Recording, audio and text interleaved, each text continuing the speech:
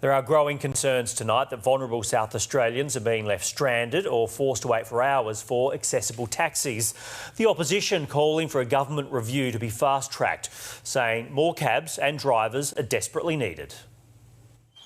When Belle Owen books a cab, she says it's pure chance whether her ride will show up. I have not been picked up for jobs. I have had colleagues who were waiting 3 hours in the city, just leaving a work function, trying to go home to North Adelaide. The 38-year-old from Brompton even pre-booking an access taxi for spinal surgery, only for the cab to never turn up. And when no taxi showed up, we had to make an emergency decision at the last moment, so my partner had to help me in catching a tram to make it. She says the lack of accessible cabs is a problem that's become all too common for people with disabilities, with many put at risk when forced to wait for hours. I have had multiple members just of the broader community who know my social media handle that tag me and say, I'm waiting again, I'm scared. It's just simply not good enough that some of the most vulnerable in our society are being left behind. With growing calls for the government to fast-track a year-long review into access taxis,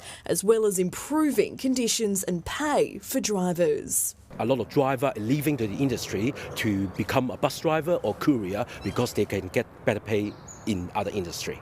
At least 10 of the 100 access cabs are already off the road due to the lack of drivers, with fears those numbers could increase if more support isn't offered. But the government says despite it introducing a subsidy that pays drivers to load passengers, it hasn't delivered as good a result as one may have hoped. And any solutions are at least a year away. But this is a complex one, and we've got a review underway. We'll wait and see what the outcome of that is. Kelly Hughes, 9 News.